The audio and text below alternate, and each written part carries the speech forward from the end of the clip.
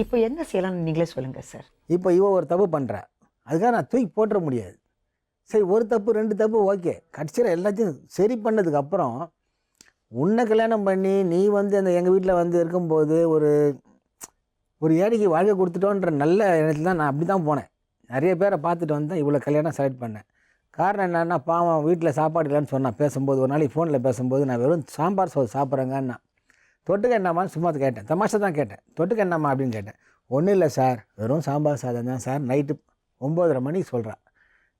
ஏன் இந்த பொண்ணு இவ்வளோ தூரம் இருக்குது, இந்த ஃபேமிலியை நான் ஏன் தூக்கி நிறுத்தக்கூடாதுன்னு நினச்சி தான் சாம்பார் சாப்பிட்றேன்னு சொன்னது உடனே கஷ்டப்படுறவங்களா மேடம்? சொல்லலம்மா. இது இப்படி என்ன பிரச்சனைனா, சிசி ஒரே ஒரு நிமிஷம்மா, சம கேப் உங்க 2 பேருக்கு. அவர் திங்கிங், உங்க திங்கிங்.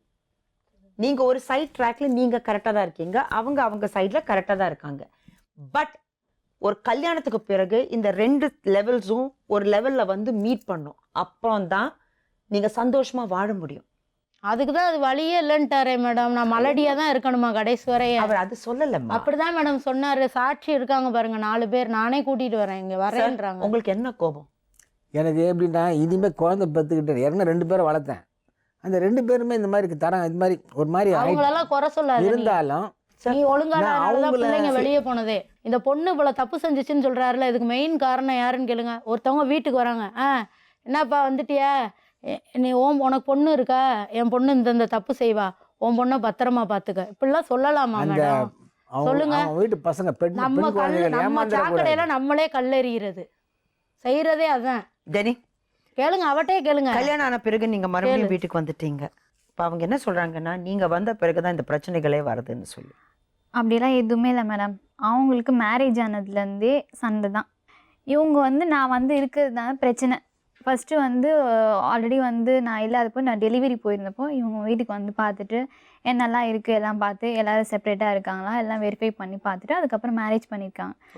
சடனாக பார்த்துட்டு தான் கல்யாணம் பண்ணியிருக்காங்க. அதுக்கப்புறம் நான் வந்து வீட்டுக்கு வந்த உடனே டெலிவரி ஆகி 1 மந்த் கழிச்சு வந்த பிறகு நீங்க என்ன சொல்ல வரீங்கன்னா, இவங்க ஃபர்ஸ்ட் வந்து உங்க வீட்டு சிச்சுவேஷன் என்ன அது கரெக்டா கண்டுபிடிச்சு, இவருக்கு எவ்வளவு சம்பளம், வசதி என்ன எல்லாம் தெரிஞ்ச பிறகுதான் இவங்க கல்யாணத்துக்கே அப்ரோச் பண்ணிருக்காங்க. யாருமே கல்யாணம் பண்ணிக்கலாம், நான் அவங்கள இது பண்ணிக்கலாமா சார் அப்படின்னு கேட்டுதான் கல்யாணம் பண்ணிக்கலாம். கேம் பிளான் நீங்க சொல்ல வரீங்களா? எஸ். சரி சரி. தென் ஆஃப்டர் தட் 1 மந்த் கழிச்சு நான் வரதை பார்த்தோன்னா அவங்கள அதிர்ச்சி ஆயிடுச்சு. யாருமே இல்லாத வீட்டில் திடீர்னு இந்த பொண்ணு இருக்குது அப்படின்னு சொல்றாங்கன்னொன்னே she was exposed and she started fighting always. சரி, அவர் செகண்ட் மேரேஜ் பண்ணதுல உங்களுக்கு விருப்பம் இருந்துச்சா இல்லையா? ஃபர்ஸ்ட் நான் வேண்டான்னு சொன்னேன். பிகாஸ் ஒரு 40+ ஏஜ் ஒரு உமனை கல்யாணம் பண்ணா she will guide the family. அவங்களுக்கு வந்து ஒரு மெச்சூரிட்டி இருக்கும். வந்து நம்ம பசங்களா பார்ப்பாங்க. அவங்க சின்ன வயசு பொண்ணை கல்யாணம் பண்ணா பார்க்க மாட்டாங்க. இப்போ அவங்களுக்கு எப்படி தெரியும், என்ன ஒரு விரோதியாக தான் தெரியும். நானே அவங்கள வந்து சித்தியாக பார்த்தாலும் அவங்களுக்கு தெரியாது. அது வந்து புரிஞ்சுக்கிறோடைய கெப்பாசிட்டி இருக்காது அவங்களுக்கு. அவங்க என்ன, அவங்க எதிரியாக தான் பார்ப்பாங்க, என்ன நான் வரக்கூடாது போகக்கூடாது அப்படி தான் நினச்சாங்க. நான் அது வந்து இது அவங்க புரியாமல் பண்ணுறாங்க அப்படின்னு நம்ம எடுத்து புரிய வச்சு நான் இறங்கி தான் போனேன். அப்போவும் அவங்க வந்து என்னை எகெயின்ஸ்டாக தான் பார்த்தாங்க. பட் அவங்க என்ன சொல்கிறாங்கன்னா, உங்கள் செகண்ட் மேரேஜ் அது நீங்கள் உங்கள் அப்பா கிட்ட இருந்து மறைச்சிங்களா? ஆமாம், கரெக்ட். ஏம்மா மறைச்சிங்க? நான் வந்து யாரு கூடயும் வாழல மேடம். செகண்ட் மேரேஜ் பண்ணாலும் நான் வந்து எங்க அம்மா கூட அவமானப்படுத்தணும்னு தான் கல்யாணம் பண்ணதே. ஒரு நிமிஷம் நான் அவங்க கிட்ட கேக்குறேன். சரி மேடம். ஏன்னா இது அவங்களுக்கு சம்பந்தப்பட்ட ஒரு அதான் மேடம், அதான் விஷயம். சரி மேடம், புரிஞ்சுதா? சரி, என்னன்னா உங்க பிரச்சனை என்னன்னா, இந்த வீட்டுக்கு வந்த உடனே எல்லா விஷயத்துலயும் நான் தான் பேசுவேன்னு ஒரு முடிவோட தான் நீங்க வந்திருக்கீங்க. அப்படிலாம் இல்ல.